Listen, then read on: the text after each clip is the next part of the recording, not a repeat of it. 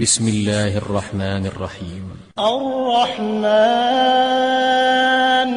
علم القرآن خلق الإنسان علمه البيان الشمس والقمر بحسبان والنجم والشجر يسجدان والسماء رفعها ووضع الميزان ألا تطغوا في الميزان وأقيموا الوزن بالقسط ولا تخسروا الميزان والأرض وضعها للأنام فيها فاكهة والنخل ذات الأكمام والحب ذو العصف والريحان فبأي آلاء ربكما تكذبان خلق الإنسان من صلصال كالفخار وخلق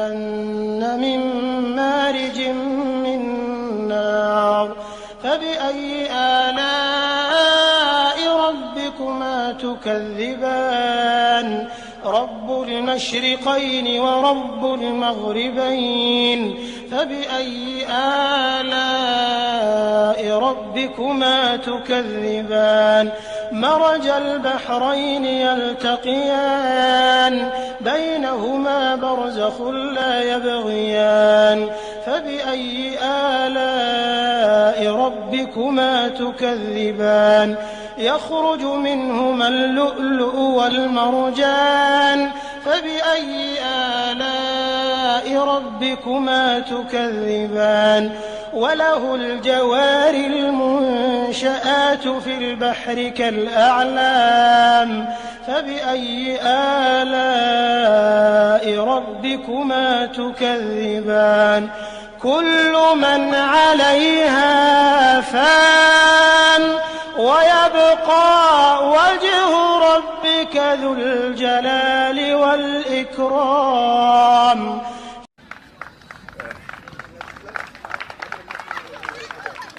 D'autre part, je ne suis pas surpris et je suis surpris.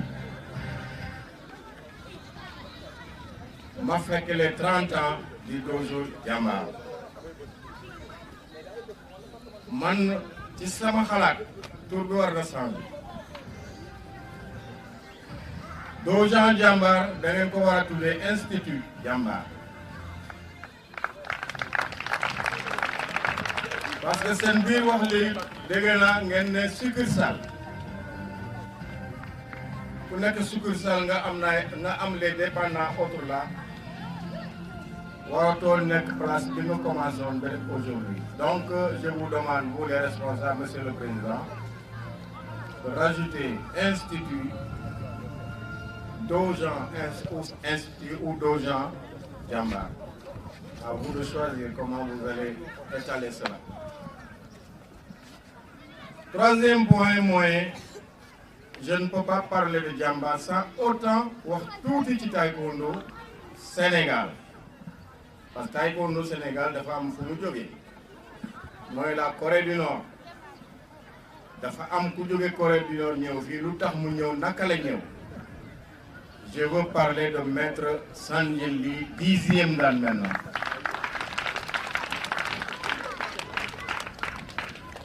Le Dojo Jambar mën naa ne mu ngi sokkeeku ci dojo bu école nationale de police.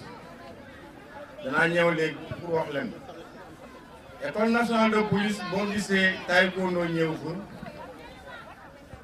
c'était en février 1982 que le gouvernement sénégalais avec l'ambassade de la Corée du Sud, excusez-moi j'avais dit nord, c'est du sud, que ñu am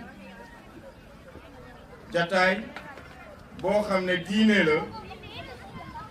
L'ambassade de Corée à son temps, c'est John Hwan Lee, proposé au ministre, à ce moment-là, ce n'est pas un ministre, mais secrétaire d'État, François Bob. François Bob nekkoon nag li nga wax ni c'est très intéressant parce que nos forces de sécurité yi nekk fii li ñuy jàngagum mooy le close combat te ñun ñëpp dañ ko hérité de l'armée nationale. baax na lool mais bu fekkee nag àdduna day évoluer donc mu am yeneen méthode boo xam ne mën nañ ko utiliser moom efficace on est preneur. donc soirée boobu moo tax convention bi am entre le Sénégal et la Corée du Sud. Donc quelques mois plus tard, précisément le 3 mars 1983, nous maître bi jógee Corée comme coopérant mu ñëw au Sénégal pour mu jàngale taekwondo aux forces de police parce qu'au début c'était seulement pour les forces de police.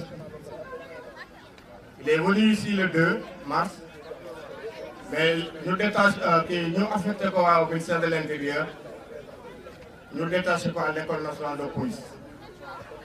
C'était le premier temps qu'un petit École nationale de police, c'était le 5 mars 1983.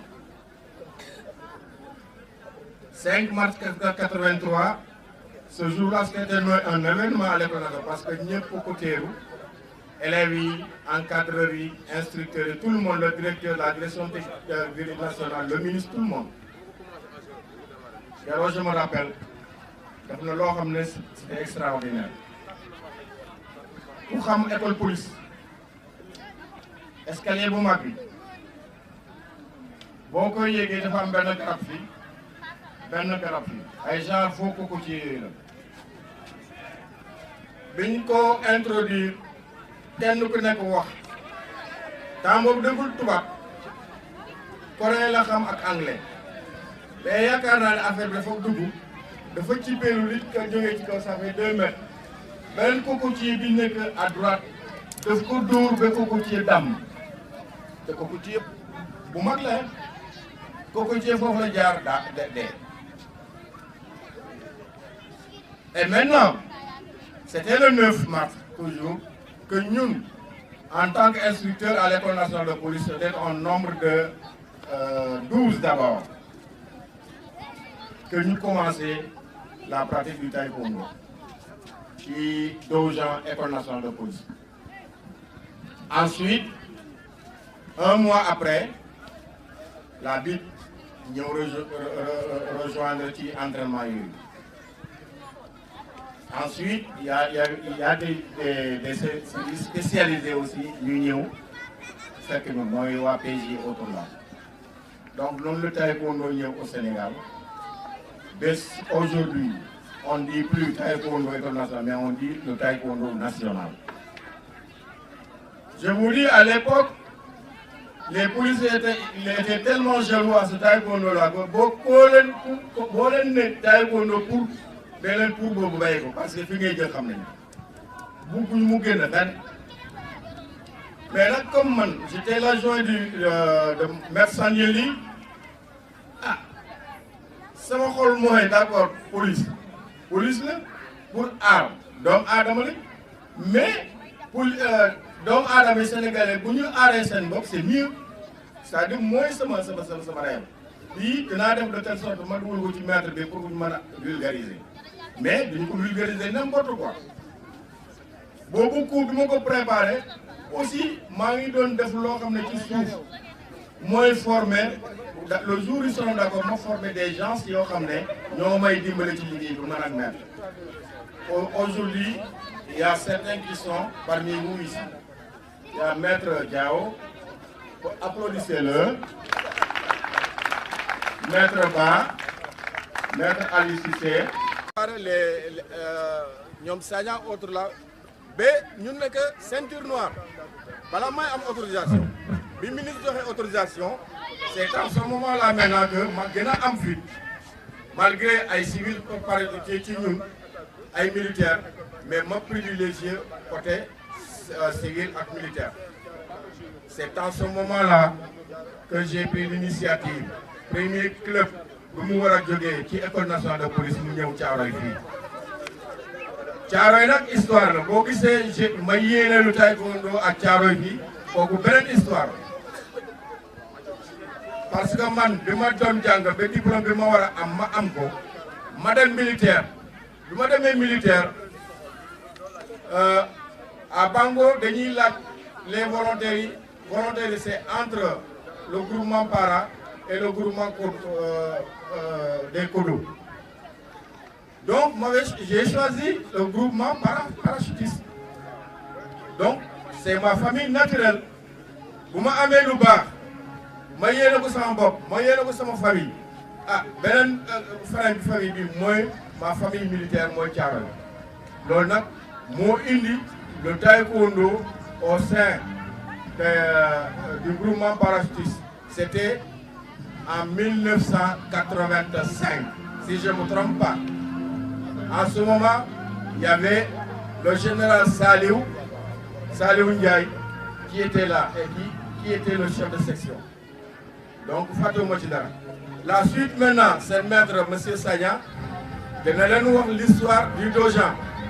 Donc le mot indi Dojan bi, le mot indi la participation du Dojan Djambar pour l'évolution, la vulgarisation et le développement au sein de notre nation, le Sénégal.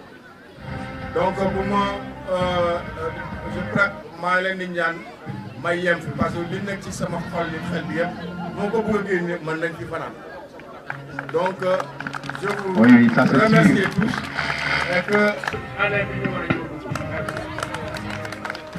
Ok, les applaudissements du taekwondo, on peut dire ici au Sénégal, il mérite une ovation, que tout le monde se lève pour l'accueillir au niveau du podium. Merci encore une fois de plus à Maître Kra d'avoir partagé votre... والقرآن الحكيم إنك لمن المرسلين على صراط مستقيم تنزيل العزيز الرحيم لتنذر قوما ما أنذر آباؤهم فهم غافلون لقد حق القول على أكثرهم فهم لا يؤمنون إنا جعلنا في أعناقهم أغلالا فهي إلى الأذقان فهم مقمحون وجعلنا من بين أيديهم سدا ومن خلفهم سدا فأغشيناهم فهم لا يبصرون وسواء عليهم أأنذرتهم أم لم تنذرهم لا يؤمنون إنما تنذر من اتبع الذكر وخشي الرحمن بالغيب فبشره بمغفرة وأجر كريم إنا نحن نحيي الموتى ونكتب ما قدموا وآثارهم اللهم اغفر لجميع موتى المسلمين الذين شهدوا لك بالوحدانية ولنبيك بالرسالة وماتوا على ذلك اللهم اغفر لهم وارحمهم وعافهم واعف عنهم وأكرم نزلهم ووسع مدخلهم واغسلهم بالماء والثلج والبرد ونقهم من الذنوب والخطايا كما ينقى الثوب الأبيض من الدنس وجازهم بالحسنات إحسانا وبالسيئات عفوا وغفرانا حتى يكونوا في بطون الألحاد مطمئنين وعند قيام الأشهاد من الآمنين اللهم من سبقنا من قرابتنا فاغفر له يا رحيم ومن كان منهم في عذاب فنسألك في هذه يا عبادي الذين آمنوا إن أرضي واسعة فإياي فاعبدون كل نفس